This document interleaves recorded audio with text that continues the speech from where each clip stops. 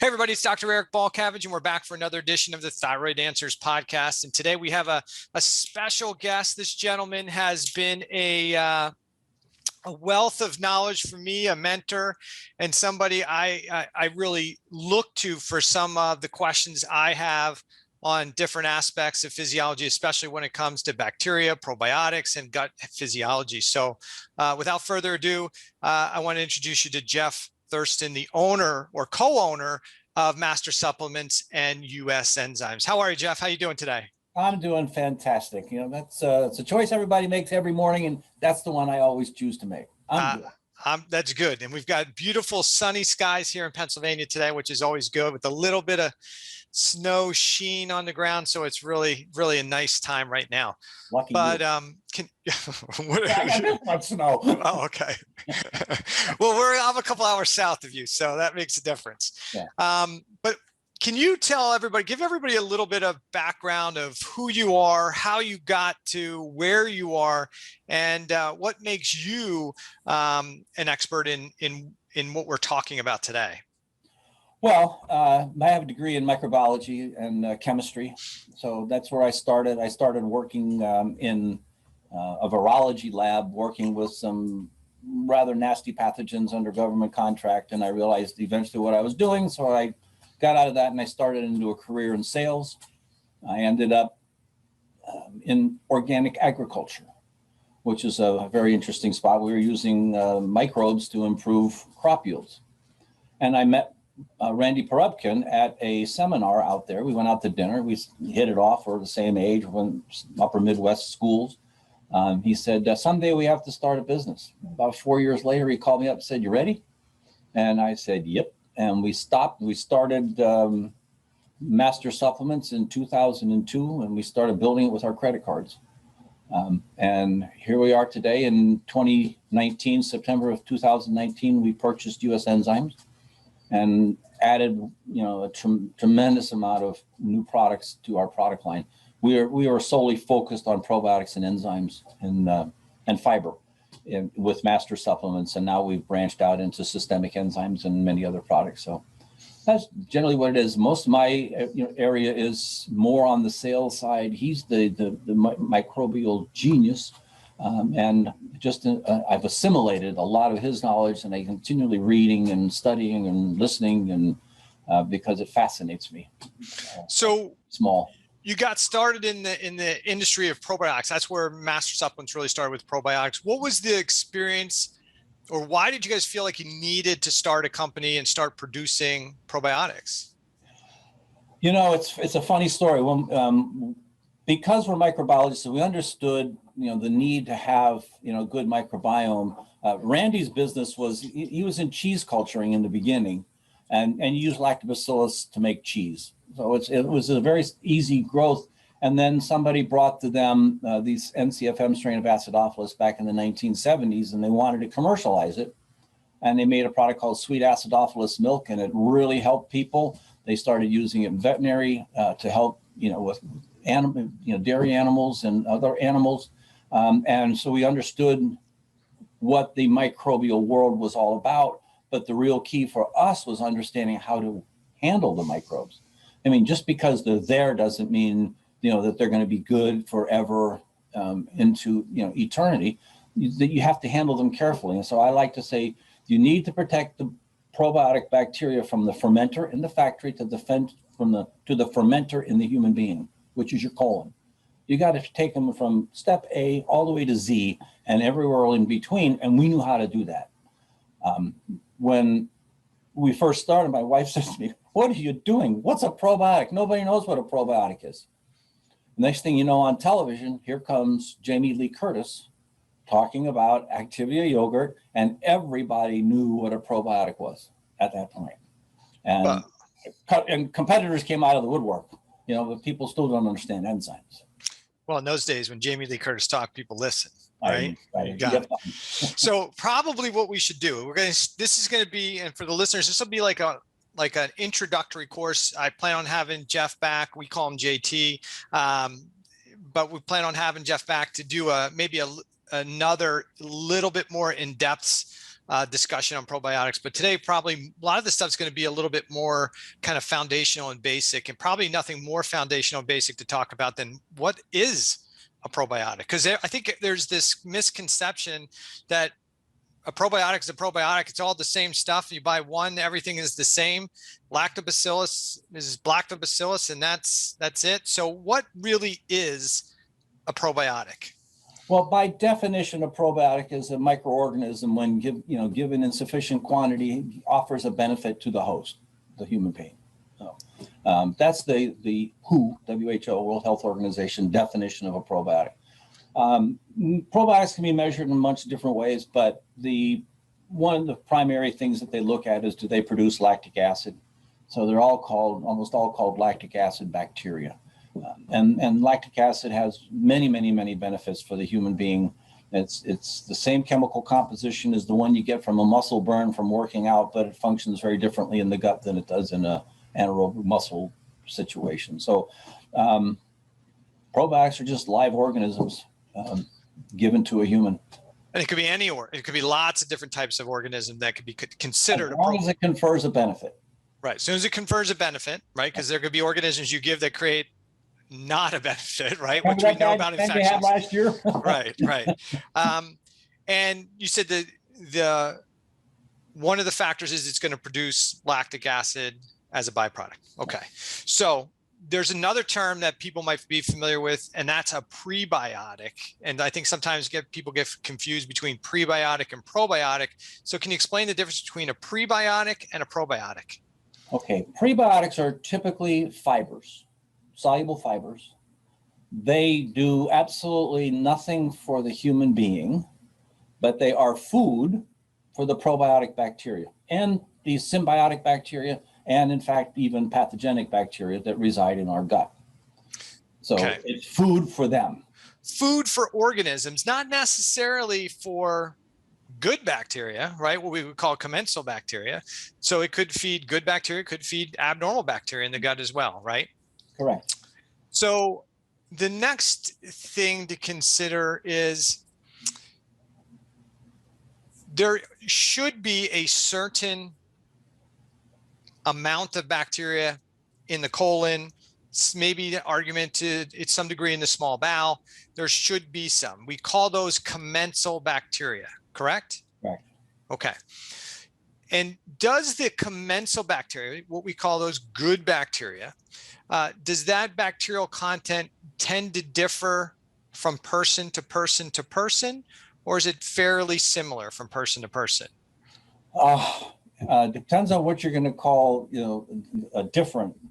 Everybody starts out, life with bacteria, and whether you're crawling around on the ground, whether you were born vaginally, whether you were born by a C-section, you all start out with a different microbiome. You crawl around on the ground, the dog licks your face. There's a million ways you're getting bacteria, and as an infant, your immune system starts to look at the organisms that you find commonplace in your life and say, this is my normal. So every human being is different in terms of what is the primary base for their microbiome. One of the things I like to point out is in looking at life not from the human being perspective, looking at bacteria, but let's just say looking at the bacteria perspective of human beings. Mothers who breastfeed, in breast milk, there's human milk oligosaccharides. They're absolutely indigestible by a human being. You take them all day long and they wouldn't do anything. The composition of breast milk is partially determined by the microbiome in mother. Mother gave those bacteria to the baby through birth. So the bacteria are actually feeding their offspring in the infant, and mother is the vehicle for how they're feeding their bacteria. So actually breast milk is a prebiotic because it's there to, there's some ingredients there for the human, but most of it's there to feed the bacteria, to give that infant a good microbial beginning in life, because that's where all the magic actually happens in most human beings. Yeah, I don't think most people think about breast milk and breastfeeding that way, right? They're thinking about, hey, I'm feeding my child, and not that I am feeding my child's microbiome so that that they have a really healthy, robust microbiome so that they can digest food, absorb nutrients, and have positive effects from that microbiome versus being more susceptible to opportunistic or problematic organisms. So I think that's a really important thing to kind of consider. So we know we've got a bacterial balance that we need to maintain in the GI tract. What's the downside to not having a good bacterial balance in the GI tract? Oh my goodness. Yeah, there's it's the downside. Let's choose living in a condominium or living in a prison. I mean, they're very different environments you're living, but one is certainly not going to be as conducive to happiness and everything else. These microbial organisms, your microbiome, are making short chain fatty acids. They're making bacteriocins. They're making all different sorts of metabolites and chemokines that are influencing your immune system.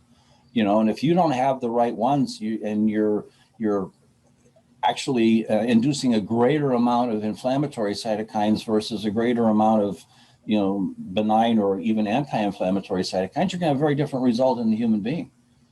So you have to keep it functioning. I like to stay functioning in the yellow alert stage.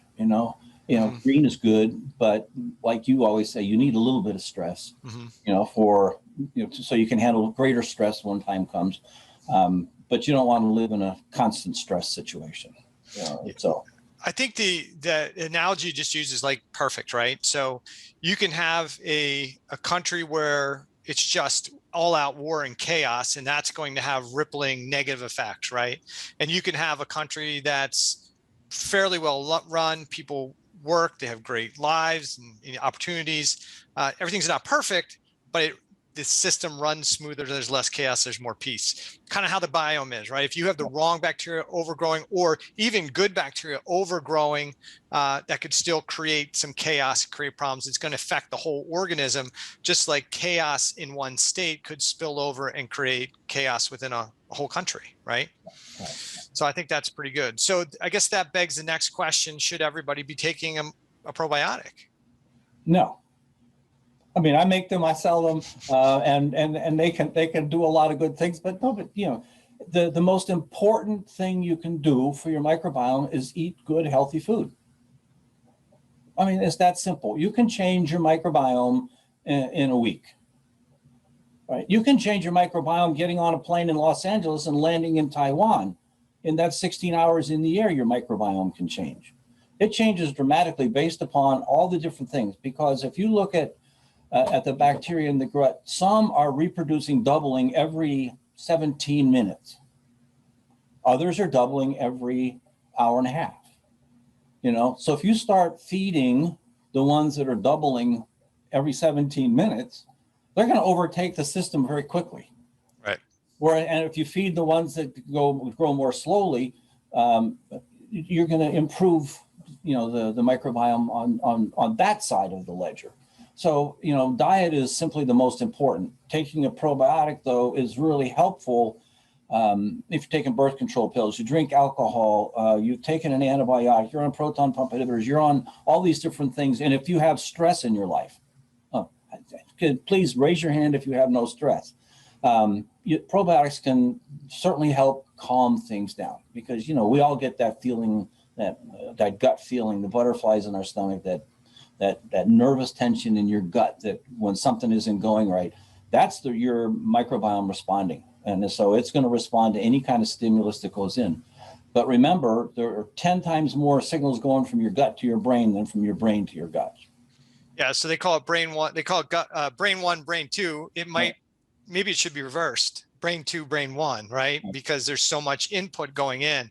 So I guess the question becomes, if we know that our environment, our diet, our nutrition changes our biome, and probiotics can potentially help modify that biome, what's the main role of the probiotic? Is it to recolonize? Are we giving a probiotic in an effort to add more of a specific colony to the GI tract, or are we adding a probiotic to help change the terrain so that appropriate bacteria can grow and develop appropriately? How do you look at the role of probiotic? I look at, all right, let's go back to our initial analogy of the probiotics are like the police. Mm-hmm. Right? There's a riot, they just go in and calm things down. That's really what their job is. There are probiotic bacteria that have the ability to adhere and stick around for a period of time, but they're all generally transient. They're not, I mean, they've all been isolated from a human being, the ones that we use, but it doesn't mean that all human beings have all the same ones. So I think it's a good. They just calm things down, put it back to order. And that's how I explain. Maybe I probably learned that from you. I explained the probiotic like the teacher in a rowdy classroom, right? The teacher's like, hey, you go sit there, split off, quiet down, be over there. You're trouble, go to the principal's office. It's really kind of helping to control the terrain, which is maybe one of the reasons why somebody says, hey, I took a probiotic, it seems to help. I stopped taking the probiotic, the problem comes back again. Because maybe part of the issue is they've temporarily created some change to the terrain, but there was still a problem with the terrain that was never addressed or identified. Would that be fair to say? Yeah, and the probiotic didn't change, it didn't address the problem. It put things back in order, but then when you stop taking it, that problem was still there. That's where you have to start digging deeper to find out what was causing the initial problem. But the probiotics can help you get through that. Antibiotics is a very typical thing. If you're taking an antibiotic, you should take a probiotic. There's studies out there showing you take certain strains, and if you take, say, Augmentin, your gut doesn't disproportionate, because, simple little things like Clostridia. Everybody is aware of Clostridia can be bad. Clostridia is absolutely critical, though, for your health. E. coli, there's a probiotic E. coli, and then there's a pathogenic E. coli. And I kind of liken it to, like a pathogenic E. coli is like Jeffrey Dahmer. Right? He's a bad apple, right? Mm-hmm. Most of them are good. Most of them are absolutely just benign. They're there. They have a function, but they're there. So you have good guys and bad guys. And when you take an antibiotic, you kill them all. It's like napalm. You're kind of wiping it all out. Wiping it all out, right? So since we're on, I do want to circle back a little bit and talk about that last point. But when we talk about, antibiotics, which have an ability to kind of wipe out bacteria, and I've heard it said it wipes out about 30% of what we call the commensal or good bacteria, along with whatever it may be trying to go after, and then we're just hoping that all the right stuff goes back, right? And that's not always the case. We also talk about antimicrobials in the functional medicine world, that are also used to address organisms. Is there a huge difference between an antibiotic and maybe an antimicrobial support product? Yeah, actually, there are some significant differences. One of the things that we did in our lab was we looked at colloidal silver. Mm-hmm. Right? We all know colloidal silver is really good for, if you spray it in your nose, you got a cold, helps you with, managing the microbes in your nose. It help you manage microbes in your gut. It doesn't have much of an impact at all on probiotic bacteria. So here you have something that's antimicrobial, generally going after gram-negative bacteria, whereas gram-positive bacteria don't seem to be bothered as much by that particular antimicrobial. So it's not, so to me that they're very targeted. They can be very specific. They can also be very broad. If you're taking garlic and or silver or some of these other things, they can have a significant impact. But Augmentin is going to have a much greater impact on everything, if you will. Right. So, I know US Enzymes carries a product. We're not necessarily doing a sales presentation here, but US Enzymes has a product that's an antimicrobial type product called CleanZyme. Yeah. How do you see the role? How does CleanZyme work as an antimicrobial? Well, it's in essence, it's like an ozone treatment for your colon, right? It's just going down there and managing certain things. Some things like Candida, which is in everybody, just you get some stress or something, and all of a sudden system changes and it starts to take off, and people have some issues with problematic yeast. Well, that's a thing that is going to have an impact primarily on that particular organism and not on other organisms. So, again, it's taking something that just might be able to loosen things up, get things moving, and sort of push some things through. That's how that's going to work primarily. Again, Rich, you have to remember, if you're feeding a rapid growing organism, selectively feeding it with junk food, you've got a long way to go to get that changed over, by changing the diet, which is the hardest part, because everybody wants to kind of go back to what they used to eat. Mm-hmm. So Cleanzyme can help to sort of manage, those things temporarily. It's not a product you'd want to stay on for a great length of time, though. No, but is ozone, are a lot of the gut bacteria sensitive to ozone in general? Well, it's more the oxygen part than the ozone in particular. Once you get to the ileocecal valve, which separates the small intestine from the colon, the environment changes. And afterwards, in the colon, it's anaerobic, no oxygen. Mm-hmm. So bifidobacteria, which is a very common genera for probiotic bacteria, they're obligate anaerobes. They don't want to have any oxygen at all. Lactobacillus, some lactobacillus are aerobic, others are facultative, and they can live in either environment. So what you're looking at now is if you're looking at controlling things with how much oxygen, some of that ozone is going to be converted to oxygen. It's going to create a situation that's going to drive out some of the anaerobic bacteria that are in the colon. Okay. And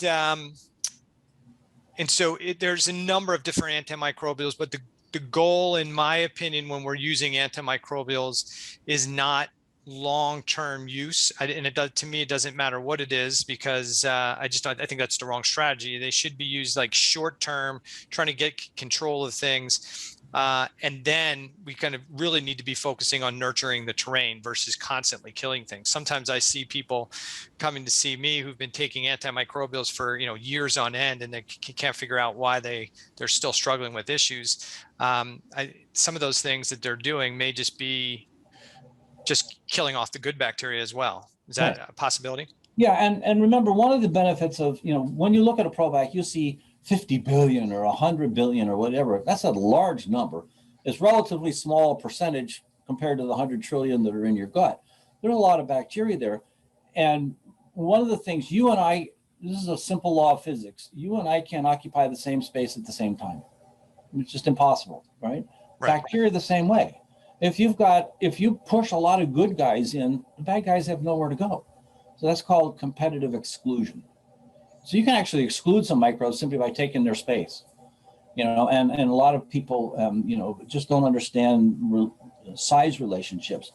Let's say my desk right here. Let's just imagine that that's a yeast organism, and a bacterium is a penny sitting on my desk, right? So if you push out that yeast, there's a lot of room back there for a lot of bacteria to go in and fill that space.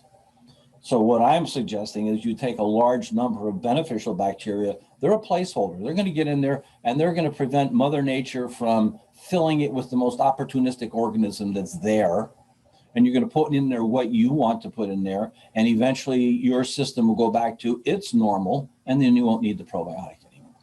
Right. So for the listeners, the benefit of a probiotic, I think one of the things that JT's kind of saying is if you have a lousy diet, or you've had chronic antibiotic use, and you've changed the biome, the organisms in the GI tract, and now you have some bacteria in the GI tract that's probably creating some challenges and problems for you. By putting the probiotic in there, it's going to potentially force out the bad stuff. It's going to allow you to potentially grow better bacteria. But one of those things that's going to have to happen is that you're going to have to change some of the things that created that dysbiosis to begin with. And if one of those things, the big thing is the type of diet you're eating, a fast food standard American diet, the probiotic can only do so much, and you're going to wind up, the same things are going to grow. I use an analogy. If I threw some coffee beans on my carpet, it's not going to grow because it's not the right environment. But if I throw it in dirt, it's going to grow. So if you have problematic bacteria that are chronically overgrowing in your gut, you have to start to ask the question, what am I doing to make an environment that these bacteria are finding a great place to live, and the healthier bacteria are finding it harder to live, right? Right, exactly. So I want to talk about the different types of bacteria. You and I have talked about this in the past. Somebody says, well, I take a probiotic and it's got lactobacillus, right? And somebody thinks that lactobacillus is all the same. Bifido is all the same. And I try to explain to people, that's like saying that the Smith family are all good people, right? A lot of the Smith people are good people, but there's a few knuckleheads in the Smith family, right? And if you said, hey, I married John Smith, well, which one? There's probably 600 of them, or if not more, right? So is all lactobacillus the same when somebody's looking at it from a probiotic perspective? They go into the store, they flip it over, it says lactobacillus, and they want to take lactobacillus, or they want to take bifidobacteria. Is bifidobacteria, or are there different types of bifidobacter, lactobacillus, acidophilus? Let's get into the nomenclature issue, which is a real area for me of keen interest. So all of this has changed, by the way, just recently. They now can genetically look at all these different organisms and say, you belong in this family, you belong. So you were a Smith, now you're a Jones, right? So they're doing a lot of change there. They're going to try to keep some of it similar. But let's just go to the nomenclature. Lactobacillus is a genus name. Then you have a species after that. So Lactobacillus acidophilus. Mm-hmm. Now, there may be 100 different acidophilus. So now you have another designation you put on there, which is called a strain. So you might say Lactobacillus acidophilus NCFM, right? So now you know that there's a little more specific information here about that particular thing. But this is where my mind has gone in the last few years.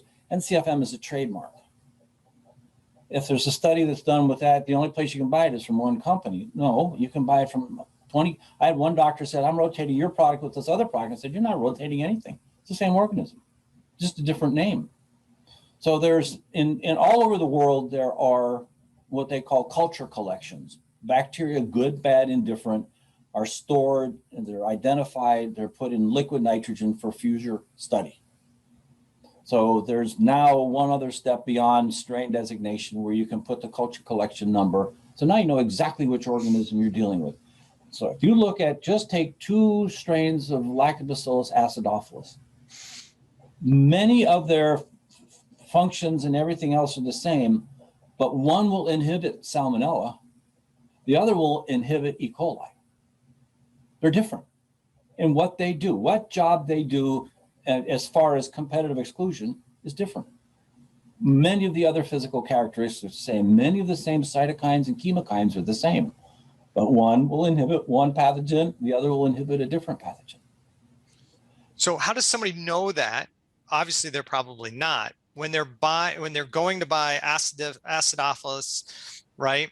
Lactobacillus acidophilus, what are they buying? And if they're going to like general store to buy it? They don't know what they're buying. You know, it's like, I'll use a similar story. So you own a home and you have a plumbing problem and you want to hire the best plumber, and you talk to all your neighbors and they say, who's the best plumber? And they say, John Smith. And you go to the phone book and there's 12 John Smiths. Which is the right one for me, right? But if they all say William Farquhar Smith III, you'd know exactly which organism to do. There's a ton of research out there on what these organisms can do. And if you are a student of your health and you're looking at these things, you can go find that. You'll see strain designations. You'll see the information. You can do a little bit of digging with Google and your 2 fingers, and you can get a lot of information. But when you go to the store and you look at that bottle, there's a few things you need to look at. Number 1, each organism should be listed by strain, and each organism, the count of each organism should be guaranteed. So for instance, you're looking at, say, Lactobacillus acidophilus, NCFM, 12 billion CFU. You know exactly what you're getting. So now when you're looking at your literature and you're looking at the study says you need to have 12 billion CFU per day to get a result that was done with this paper. Well, if you're getting 6, that means you're not getting enough to meet the result of that study. And if it just says, I have a proprietary blend of Acidophilus bifidobacteria, Rhamnosus, Paracasea, B. lactis, B. brevi, whatever, and it's 5 billion, and it's a proprietary blend, I can almost assure you that there's the most of the least expensive and the least of the most expensive organisms in that blend, because you don't know what's in there. Right. And we've had that conversation multiple times, because patient will say, well, I'm taking this, it's really good. What are you basing it on? Well, I saw an ad or saw something for it, or it has a certain names of bacteria, or they're intrigued by the number, right? Like, okay, it's got 50 billion, so it must be good. Well, what 50 billion of what? Well, this blend. Okay, but what's the blend made out of? The one that you think might be the most important, maybe one. Maybe everything else is the dominant, right? Or whatever's the least expensive is going to take up the bulk of what's in there, right? Yeah. And I do think sometimes that is it's somebody's way of kind of throwing something out there that most people aren't going to understand, and yet hiding the inadequacies maybe of their formulation in that, hey, we don't need, this just needs to look good. It doesn't necessarily have to be good. Right. Well, I'm going to go back to Jamie Lee Curtis. Before she came out, nobody knew what probiotics were. There weren't very many out there in the marketplace. When she came out talking about it, everybody said, and all of a sudden it became a rapidly growing category in health food stores. So everybody said, well, I need to have one.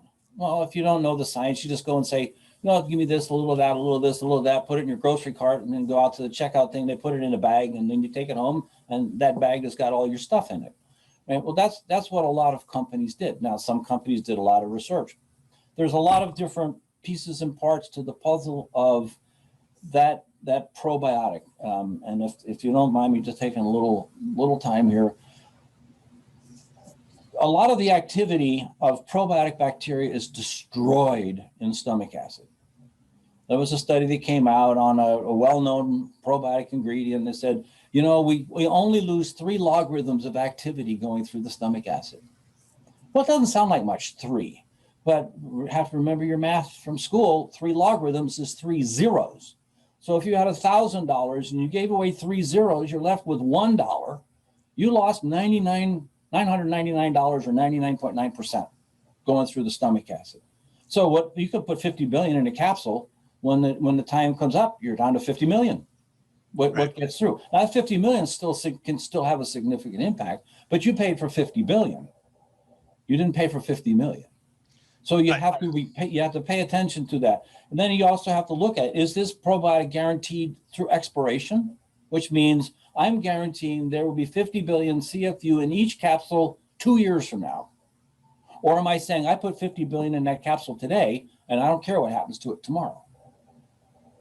You have to look at that. And most companies aren't putting that on there. No, they're just saying manufactured, guarantee at manufacturer. Okay. So you kind of jumped ahead of where I wanted to go, but it was a great pivot and segue, which is, if we have stomach acid that's designed to kill bacteria coming from our mouth, from our food, if we have bile, that part of the role of bile is to keep the bacterial content down in the small intestine. If we have pancreatic enzymes, that part of their role is to keep bacteria under check and under control, and you're taking a probiotic, why do we think a probiotic is going to get from capsule in my mouth to the colon in large concentrations if I have appropriate stomach acid, bile, and pancreatic enzyme output? Now, we won't jump into what makes your products, what I think makes your product stand out, but in general, if it's just a regular made probiotic, what's to protect it from the acid, the bile, and the digestive enzymes? Well, some companies are using what they call delayed release capsules to help get things through the stomach. They're going to open up, and they're still going to have to deal with all the indigenous organisms. You have to deal with all the bile, the pancreatic juices, and everything else. They're going to have to deal with all that, and then they're going to be competing for food and space with the indigenous bacteria. So that there's a lot of challenges that these organisms have, but even a dead probiotic organism can have a benefit. I mean, and one of the things is when you're taking, say, a fermented food, kefir, sauerkraut, original, well-made sauerkraut, you're getting all the metabolites of those organisms as they were growing in the cabbage or whatever the food is, the cucumber for pickles, the old-fashioned way. You're getting all those metabolites. The bacteria maybe aren't going to survive stomach acid, but you're still getting the benefit of the food, and which is going to have that same impact on the gut flora, which is then going to allow the bacteria that do get through to have the ability to continue to proliferate what does get through. So you're going to, I'm saying fermented foods are still really good for you, yogurts and pickled cheeses and meats and everything else. But just taking a capsule of bacteria or a powder and dumping it into water and drinking it, there's very little chance much of that's ever going to get through. So you think the impact of if somebody's saying, hey, I'm taking a we'll call it conventionally made probiotic, it's a capsule, it's just a powder, and it's just probiotic, and they're taking it and they see a significant change in their physiology. And I have patients that say, hey, I take that, I feel better. To me, that comes down to a couple different possibilities. One, it's just, hey, I think it's going to work, and it works, right? So that's part one. Part two is that if somebody says, I'm taking this unprotected probiotic and it really has a positive effect on my colon, then I'm thinking more along the lines that I definitely have a problem with stomach acid, bile production, and digestive enzyme production, because I now have a bacteria that somehow has gotten all the way into the colon in large concentration, when in reality, some of that should have been addressed by just the innate immune system of the GI tract. Yeah. Yeah. I mean, if anybody wanted to do a little experiment, you can go down to the hardware store and get some muriatic acid for cleaning concrete. Mm-hmm. You know, that's pH 1.6 hydrochloric acid, really, which is what your stomach acid is. So take a probiotic, put it in that liquid, shake it up a little bit. The capsule dissolves, these bacteria are bathed in that acid. Just imagine what are the chances are that they're going to still be alive when you strain them out. Right. You know, slim to none, right? Slim to none, right? But so if let's just talk about another part of the puzzle too. If the bacteria in the jar, the bottle, are alive, and you're losing 99%, well, you're still going to get 1%. But if they're dead in the bottle, nothing's going to get through. Right. And so, if you want to go in the store and you want to look on this myriad list of things that are sitting there on the shelf, you can do a few things to really start to pare down what you're looking at. And the last thing you want to look at is price. I'm sorry to say, what's the cost of health versus the cost of sickness? But you go in there and first of all, look for plastic bottles, right? Push them off to the side. Because believe it or not, water and oxygen can move through a plastic cable or a plastic bottle. Look for a glass bottle. Look on the back, make sure they're delineating the strains and how many of each is in the bottle. And then look to see if there's a manufacture date or an expiration date on the product. And just those little steps right there are going to push you into a realm of, say, all right, now I've got 5 or 6 probiotics here. Now, which one do I want to look at? And some people can pick up a bottle and say, this one feels good. Other people can pick up another bottle and say, that one feels good. I don't discount that. But you make your own choice based upon that. But that's the easiest way, I would say, to how do I know what's a good probiotic? Those are the things. Plastic bottles are much less expensive than are glass bottles, but they don't protect as well. So the bacteria, when you're buying a probiotic, I think that's important for somebody to know. Are they buying a live? Let me say it this way: should they be buying live organism or dead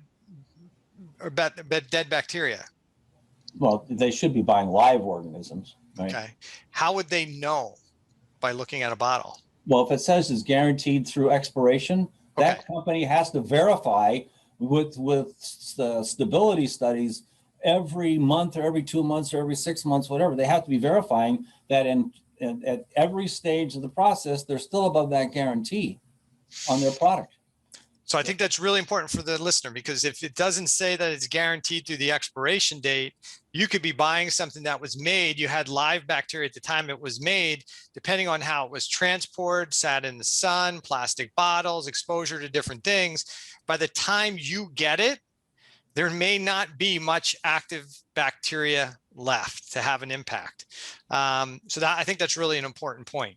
Now, there is one little, side thing here too that we need to talk about is there are some probiotics that are soil-based organisms or bacillus organisms, and those are spore formers.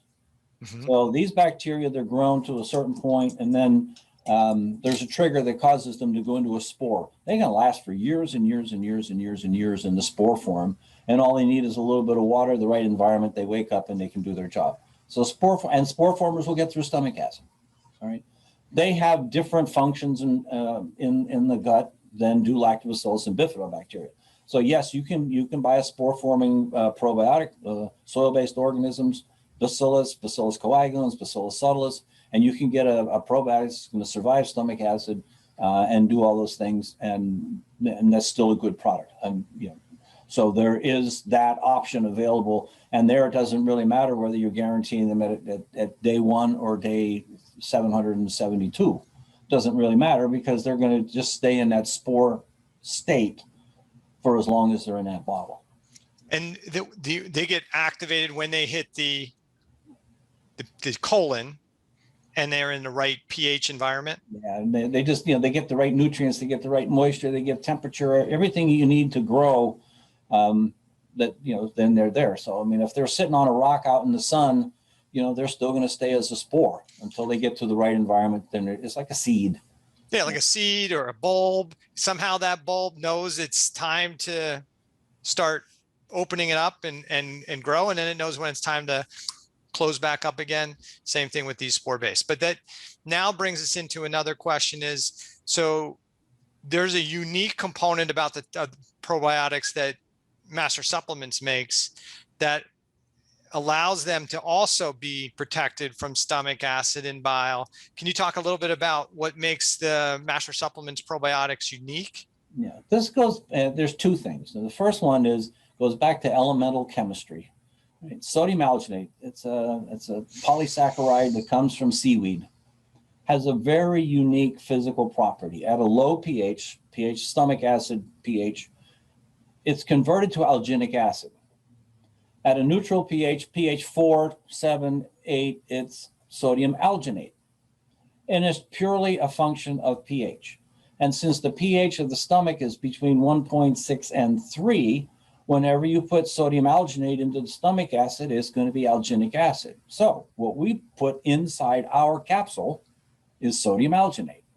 So when the capsule dissolves, the sodium alginate comes in contact with the stomach acid, and it's converted to alginic acid, and a shell actually forms in the stomach.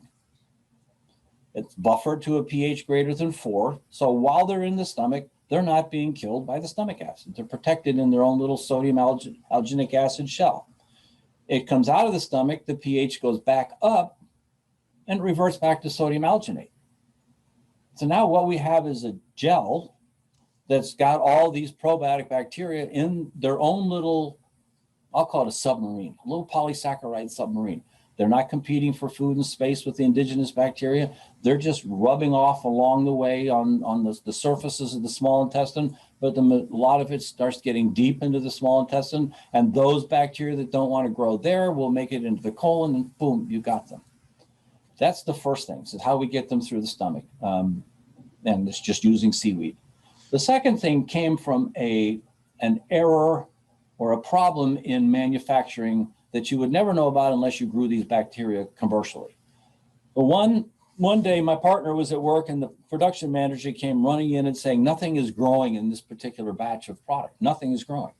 I did everything this. I said, look at the checklist. I did everything we're supposed to do. Nothing is growing. What's wrong? They went back and they found there's a pump inside these different containers of ingredients that are going in to make the broth. And the pump on the polysorbate 80 tank didn't work. So without polysorbate 80, these bacteria wouldn't grow in a fermenter. Well, people don't want polysorbate 80 in their probiotic. But we found that we could take sunflower lecithin and oleic acid, and it does the same thing. Remember, these bacteria are grown in a fermenter, they're centrifuged, they're washed, they're dropped into liquid nitrogen, then they're put in a freeze dryer, and all the water is sucked out of them. They're just a dry powder of, you would think couldn't possibly be alive, and all you have to do is add water and they come back to life. Adds an interesting question to what is life. But anyway, so what we found is with the sunflower lecithin and oleic acid, we reconstitute the cell membrane quickly so that these organisms can now intake nutrients and output their metabolites more quickly. And we've done experiments. We take that, we can add it to any other probiotic, and it will produce more lactic acid, and it will grow faster if you put those two ingredients in with their dry powder. So what we've been able to do is get them through the stomach and then shorten up the time from you take it till it's biologically active. So at 12 hours, we're at maximum output. At 6 hours, we're generally higher than most anybody else is at 12. So we've really shortened it up, and somebody with diarrhea, whatever you ate, is gone in 12 hours anyway. So the benefit is of your product is, hey, we're not worried about it getting damaged or destroyed by stomach acid or bile or pancreatic enzymes as much because it's kind of protected through that process. And then because of the unique way that you make it, it's be able to get activated faster, have a more powerful effect much quicker for somebody. Oh. So what about the person who's on proton pump inhibitors, right? They're taking these things on a regular basis because they have reflux. How does that impact the probiotics that have the sodium alginate? Well, that's going to help. It's going to help them get through the stomach acid a little bit better because the pH is above 4, usually with a proton pump inhibitor. But the downstream effect of that is significant on the probiotic bacteria where they're residing. So if you understand, you remember your digestion, proteins, right? Stomach acid is the first place where you start some digestion on your proteins. It comes out of the stomach, and then you have trypsin and chymotrypsin coming in, and they break down the proteins even further. If the protein hasn't been broken down initially in the stomach, then the trypsin and the chymotrypsin can't work. So now you get undigested proteins in your colon, and now you get putrefactive anaerobic bacteria feeding on those, which is causing a bigger problem because now you're selectively feeding the wrong bacteria in your colon, and you're creating a different dysbiotic event. Right, and that's why you're having smelly gas is because you're getting that protein putrefaction. Yeah. But so the idea that somebody already had, they're taking a antacid or a proton pump inhibitor is going to be potentially make it less damage to any probiotic. Even maybe one of those things that we talked about earlier, if you're taking a probiotic, that kind of goes to the point we were talking about earlier. If you're taking a probiotic that's not protected from stomach acid and all of a sudden it's having a positive effect, well, maybe there's a good indication that you don't have enough stomach acid to do the job that it should be because that bacteria, that probiotic got a little bit further down that GI tract than it probably should have. But also remember that if the stomach acid is a barrier to entry for most organisms, right? It's maybe helping your probiotics, but it's also helping the other guys who are destroyed by stomach acid as part of Mother Nature's defense to protect your entire GI tract. Right. You're getting more stuff in, right? That's the downside is, and I don't know if you can speak to that, but most people have been taught that low stomach acid or that reflux is caused by high stomach acid. In reality, most people who have reflux have low stomach acid, not high stomach acid. Can you talk to that? Do you feel comfortable talking about that? Well, in very simple terms, there's a sphincter at the top of the stomach, right? And that sphincter is managed and controlled by the pH of the stomach. So if the stomach acid is weak, let's just say, which means pH of around 3 to 4, that valve's not going to close quite as tightly, and you're going to get some bubbling up from that. If you have a pH of 1.6, which is much more acidic, because you're going on a scale, the smaller the number, the more acidic, that sphincter is going to shut down tighter, and you're going to get less, burping coming back up. So that's about as far as I want to go on that particular topic. But the sphincter is controlled a lot by the strength of the stomach acid. Yes, but I think that's a really important thing for people to understand is it's really top and the bottom of the stomach, you have sphincters, right? And so when you put food in, you put stuff into the stomach, you need as Jeff was saying, there's like a pH sensor that controls the trap doors, like almost like as one door is closing, the other one's opening. So when the pH is right, or as the pH gets lower and lower, that lower esophageal sphincter at the top of the stomach starts to close tighter and tighter and tighter, and the sphincter at the bottom of the stomach actually starts to open to release the contents, because you don't want the contents moving into the GI tract before they've appropriately been kind of that that early digestion phase. So when somebody tells you you have reflux, you have too much stomach acid, you don't have too much stomach acid. What you have is too much acid in your esophagus that's not really designed to and have the protective coating for acid, for an acidic environment. So even a pH of 3, 4, 5 is still going to damage and erode the esophagus, but it's not good enough to really start the digestive process, help with killing off the bacteria, help with the absorption of minerals. And, this is the Thyroid Answers podcast. We talk about thyroid hormone medications being absorbed. I mean, the pH appropriate pH for thyroid medication absorption is less than 3. And the closer to the one you get, the more absorption you're going to get. It's thought that we absorb about 80% of the thyroid medication that we take if we have that low pH. If we don't, the amount of thyroid medication that we actually absorbed in the small intestine goes down significantly to almost nothing when that pH reaches close to 7. I mean, it can be dramatic change in how much is absorbed. And while thyroid hormone isn't absorbed in the stomach, it is the impact of stomach acid that sets the stage for the absorption of thyroid medication, because that capsule has to be broken down. It has to deaggregate and disassociate and become aqueous in solution to be absorbed in the small intestine. But if you don't have stomach acid, that process doesn't really work.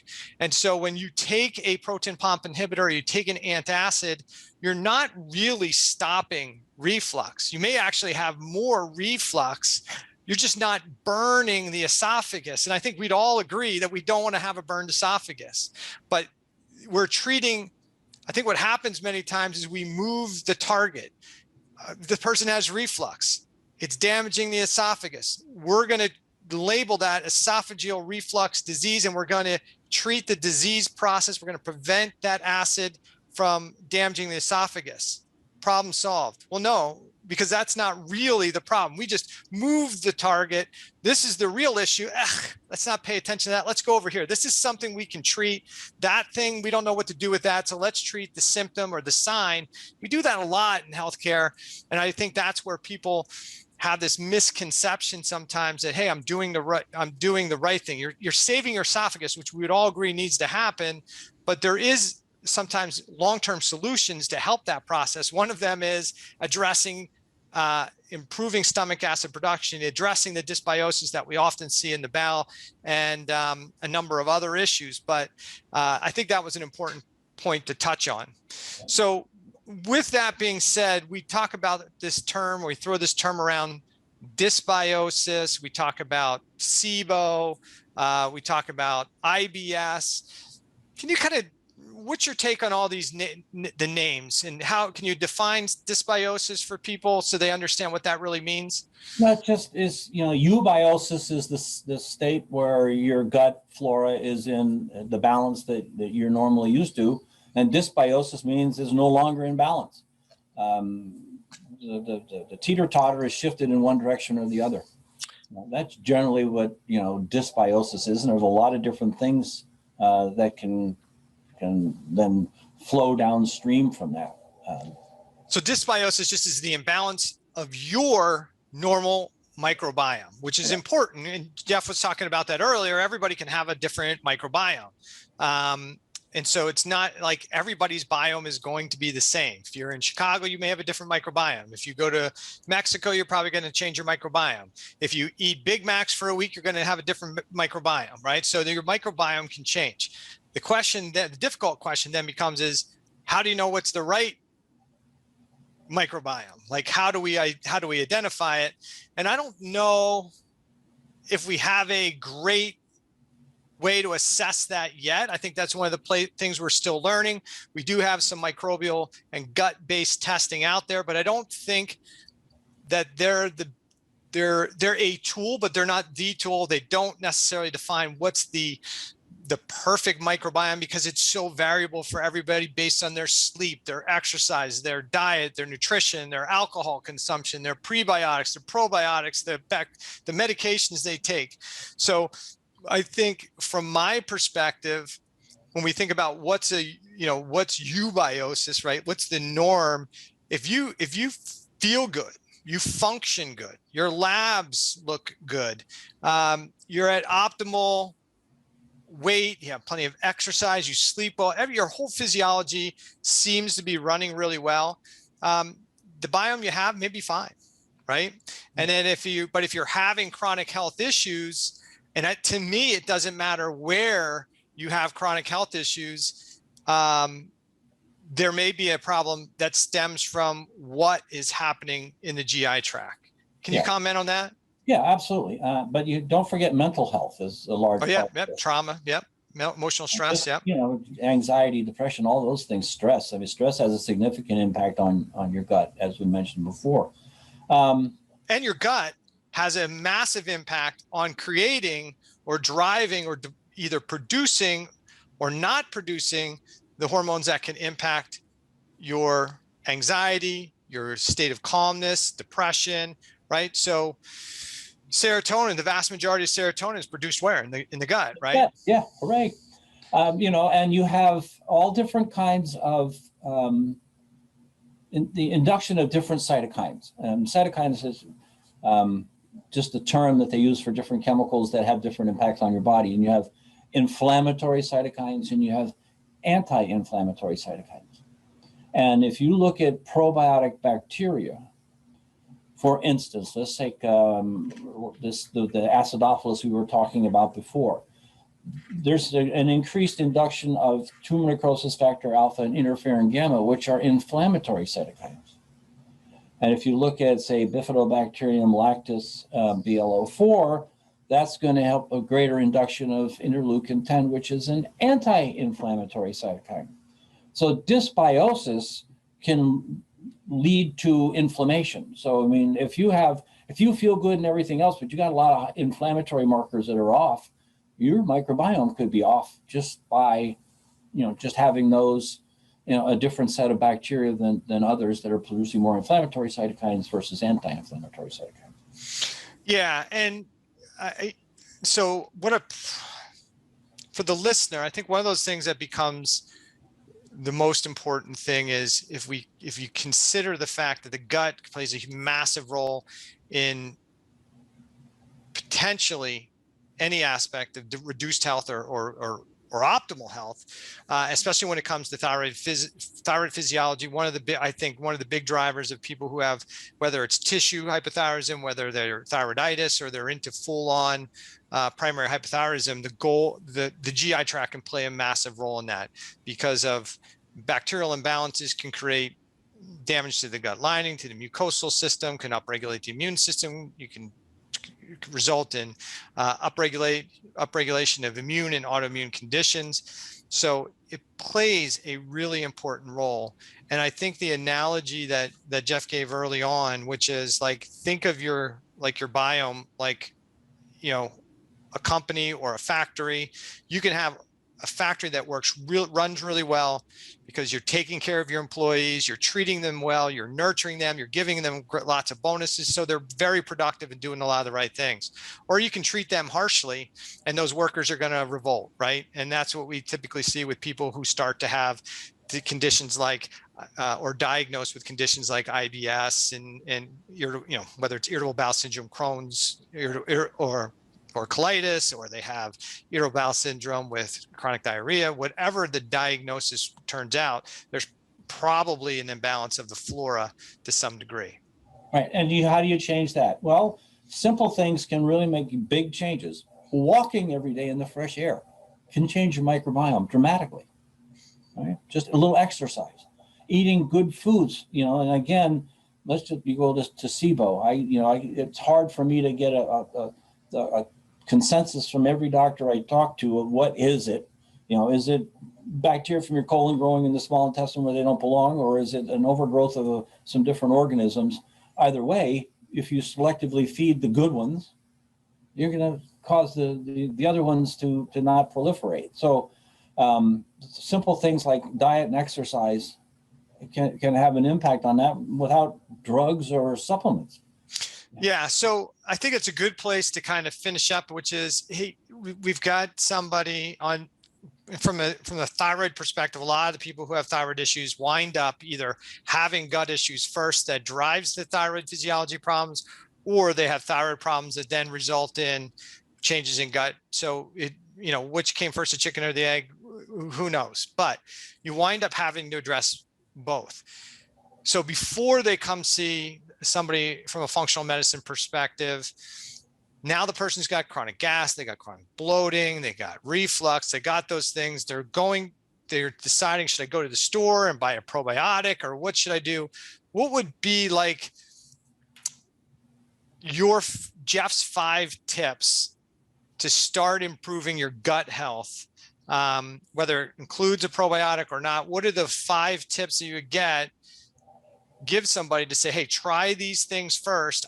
Ultimately, working with a healthcare professional who really knows more about the stuff is a great strategy, but not everybody has the time or the finances or whatever. So what would be Jeff's go-to 5 key things to do to start kind of nurturing a better, healthier GI tract and biome?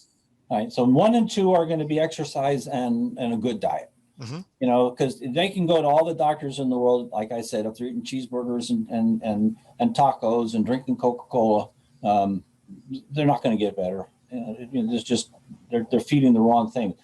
Then it becomes, it's not only what you eat, it's what you digest. And it's not only what you digest, it's what you assimilate. So you're now you have to look at, all right, I'm eating good foods, I need to digest them. As we age, we produce fewer and fewer enzymes as part of the aging process. So the first little thing that I would look at is perhaps adding a digestive enzyme into your diet. The second place I would go would be to look then at altering the terrain, managing the terrain, and probiotics can help there. But the one last piece of the puzzle is a lot of issues with dysbiosis, things that belong in the gut get out of the gut and into the bloodstream. And so that's where a lot of your inflammation is driven.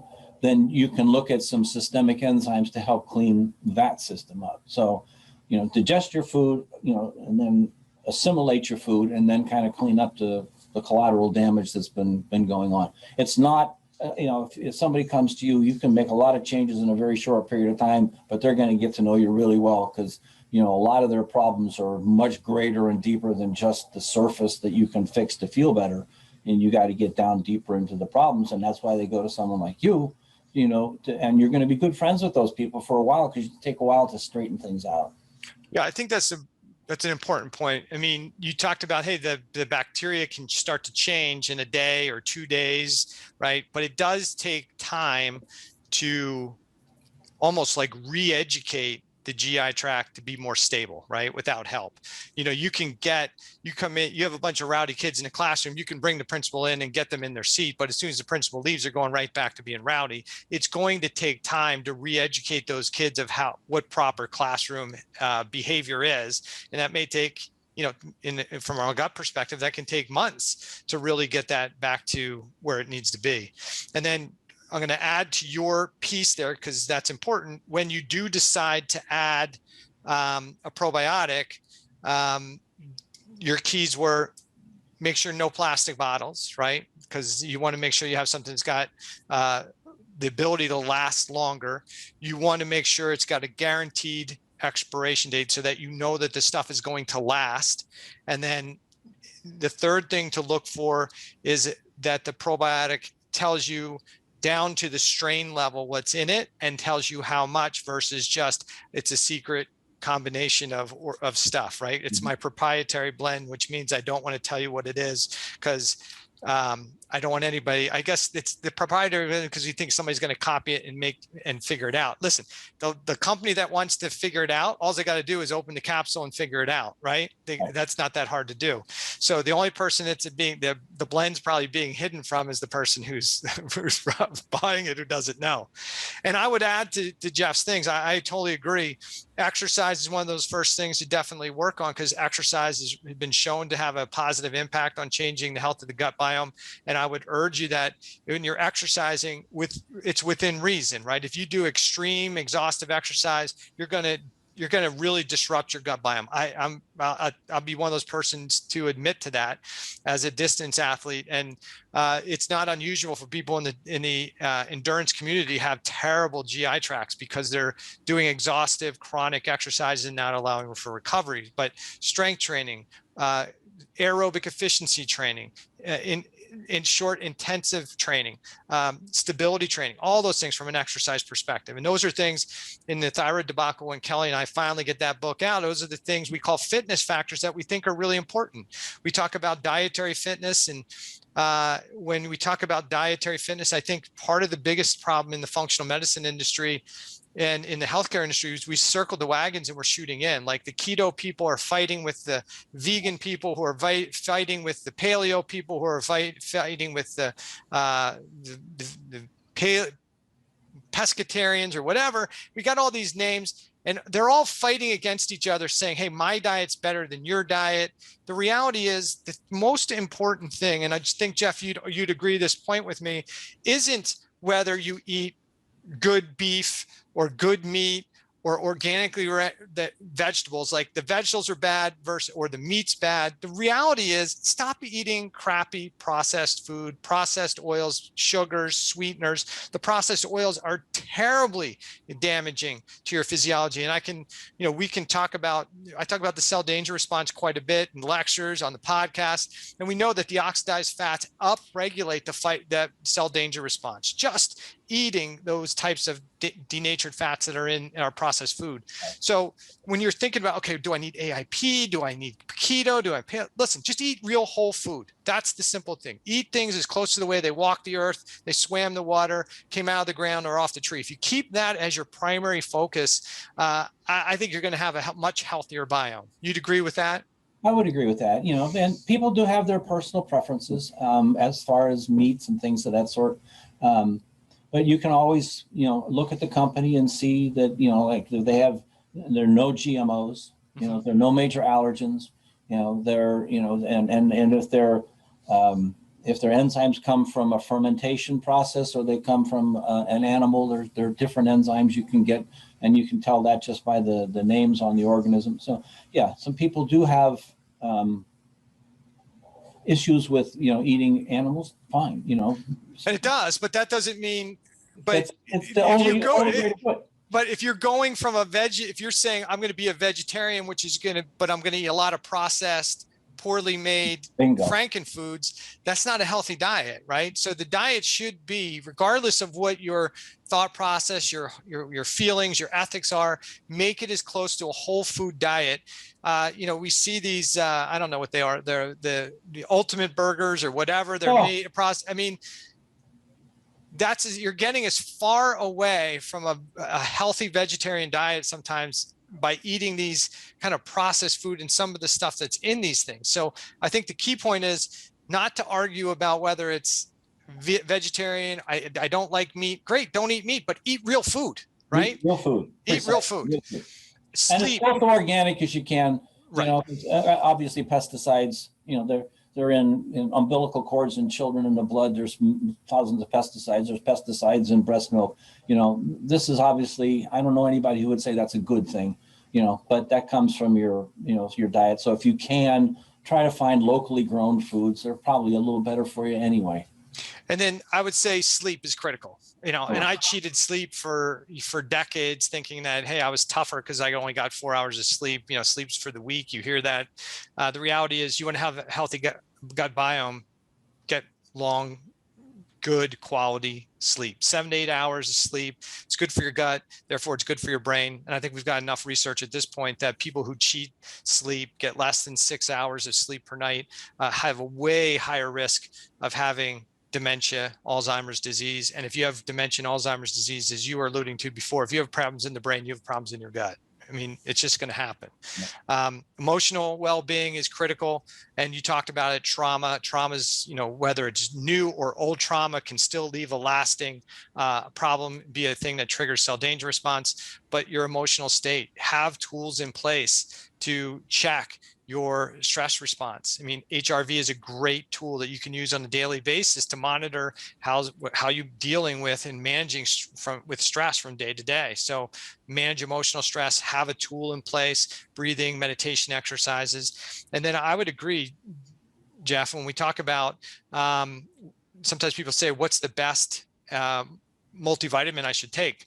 Good diet and better digestion. Right. Right. So I agree. If you're looking for a place to start to help, I think a good digestive enzyme is important. And I'm not going to let Jeff plug it because he owns the company, but I'm going to say I use a ton of products from US Enzymes and Master Supplements because they're just really, really good. I was telling Jason Rosen, who works for you last night on a call, I had a patient who was using another company's digestive enzyme, and I wanted them to switch over to Digestime from US Enzymes. And they're like, well, I just want to finish this up. I'm like, well, you got a little bit left, finish it up and then switch over. And she messaged me like the day she started taking, she's like, wow, this really is different. This is much better with this one. And she was asking why, and we kind of went into the benefits of how US Enzyme produces their enzymes. And that can, again, be a whole nother podcast to discuss that. There's a whole different talk on enzyme. But that's I think you're correct. I mean, if you're on your own, a digestive enzyme to start that process, and potentially from there, then that's a really good starting process. And I do agree with things like Therazyme or systemic enzyme. If you have the potential of chronic GI issues and you're getting those proteins in the system that can trigger immune and autoimmune issues, some of these systemic enzymes, Therazyme is a blend of a couple, but Cerezyme and Natazyme from US Enzymes, but Therazyme is kind of a blend of those things, can really do a nice job in helping kind of reduce the load. They're not necessarily addressing the cause, but they're addressing that load of proteins that may get into the system. And those things can be fantastic to help as a starting point. And then I think if you're doing great, awesome. If you're not doing great and you haven't resolved the issue, then that's where you really do want to reach out to somebody who's trained in functional medicine and has a functional medicine mentality, because there are some in functional medicine that have an allopathic mentality versus a functional medicine mentality, which is, hey, let's try and get to root cause. That's what you want, is somebody's going to help you get to root cause. And when you address the root cause issue, then you can use these supplements strategically and not have to be like, I have to take 20 supplements on a given day. You can use them strategically. I fix the issue, I address the problem, I'm able to pull them away. And then I can, when I stressed out again, I have a challenge again, the problems should show up again because we're always living in a stressful environment, then you can pull them back in, do the same process and procedures and use them again. All right. Now, to your point though, on that one patient who had the difference in digestive enzymes, again, we go back to that proprietary blend to put the least of the most expensive and the most of the least expensive in. Yeah. Sometimes with digestive enzymes, because they're the least expensive, are your carbohydrate digesting enzymes, right? So if you take a digestive enzyme that's really high in, amylase and alpha amylase and alpha galactosidase and those other ones, you actually change the glycemic index of the meal and increase the glycemic index because you're converting all the carbohydrates to sugars very quickly, which can have that negative impact on your entire system. You want to have, and those are the least expensive enzymes. Lipase is one of the most expensive enzymes, but that's going to break down fats. Right? So you have to have a balanced, so if you just have a lot of this, but there's an awful lot more of the carbohydrate digesting enzymes, you may not always be getting the best result. Yeah, and most people aren't going to know that, right? You're just thinking a digestive enzyme's a digestive enzymes, a probiotic's a probiotic, right? But it is really important, and many of us who are in the industry realize that it may look the same, like it's a digestive enzyme, but depending on how it's made, the quality of the product, it's the quality of the ingredient, how it's made, how it's processed, can have a huge impact on its functionality. And one of the things that I work with US Enzymes in helping produce sulfurzyme, and we were trying to produce that sulfurzyme. A lot of companies were heat producing these broccoli extract supplements, and thinking that was the way to do it, and they were everybody was saying it was the same stuff. But when you heat extract the broccoli sprout powders, like, you denature the critical enzyme to make the glucoraphanin, which is one of the components, into sulforaphane. So you lose the ability to really make sulforaphane from the product, but the average person's not going to know that this is a heat extracted product versus a cold extracted product, and that it changes it. And so, most people just don't have the wherewithal to just think those things or question those things. But that's why sometimes the cheapest product is not the best product, and it does make sense to seek out somebody who's got some background and some experience versus just reading the next ad or blog post that you see. This one's $9.95. This one's $8.95. I'll buy this one. Yeah, it's probably the last criterion. Right. If it's cheap, there's probably a reason why, right? And I think that's sometimes the best thing to do is look at the market, right, and take, okay, this one's really cheap, this one's really expensive, and this one's kind of in the middle, moderate place, and this is kind of the average. So, if you're getting a super deal, there's probably a reason why. So as a final way to kind of finish this up, I think we've gotten in here pretty good. We talked about what somebody should do if they're having some GI problems and some recommendations they can do. We talked about if you're going to shop for a probiotic, it's hard necessary to say which one to do because they can behave a little bit differently for people, but definitely some of the key things that you talked about when purchasing. And let's talk a little bit, let's just finish with Master Supplements and US Enzymes. And these are two companies that you own now. If somebody is interested in your products from your company, how do they find out about it? Where do they buy the products? Well, on the consumer side, we have Master Supplements, and we have the Theralac, the Trubifido, the Truflora. Those products are on master-supplements.com. So master-supplements.com. Anybody can go there and buy. The US Enzymes site is for healthcare professionals. Or if your healthcare professional has given you an affiliate code that you can go in and you can purchase under his auspices, because he's really, some of these products you just need somebody to guide you, not just say, oh, this looks good, I'm going to take it. No, it might not be the right thing for you. Yeah. So those are the two ways. We have 800 numbers you can call, what have you. But Master-Supplements is one, and US Enzymes, plural, is the other. Because there is a company, US Enzyme, which makes cleaning products. That's not the one we want. That's not the one. Well, I mean, if you want to clean and you want to use enzymes for cleaning, yeah, company. Right. But for your health, no, they're not the ones you want to take. They're going to clean the oil off the floor in the garage. Well, I think, I think when we're talking about the different products just for the individuals, US Enzymes and the Master Supplements kind of professional line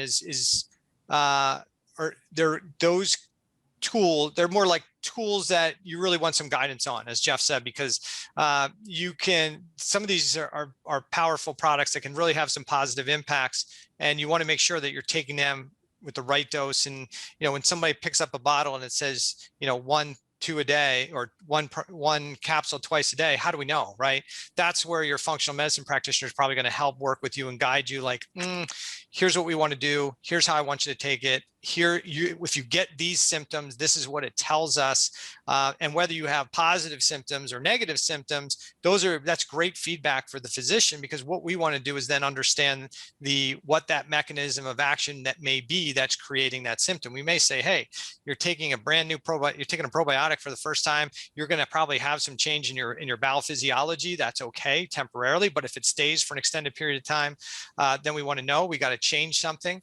And the same when it comes to any of the other products that we prescribe. We want to make sure that it's the right thing for you. And it's not always as simple as, just take 2 of these a day. That's the way it works, right? Especially when you have better quality products. You need to pay attention to when you take things too. Mm-hmm. If you're taking an antibiotic and a probiotic, you don't take them together. Mm-hmm. Separate them by a few hours. And if you want to help digest food, you don't take a digestive enzyme at bedtime. Right. Because you want it to be there when you're digesting food. But a systemic enzyme, you don't want to take it with food, because so you have to know what to take and when to take and how much to take.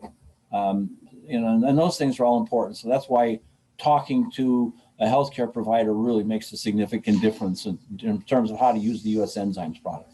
Yeah. So Jeff, I appreciate you coming on the podcast, learned quite a bit. And next time, I think what we'll do is we'll get you on, we'll kind of dig into a topic.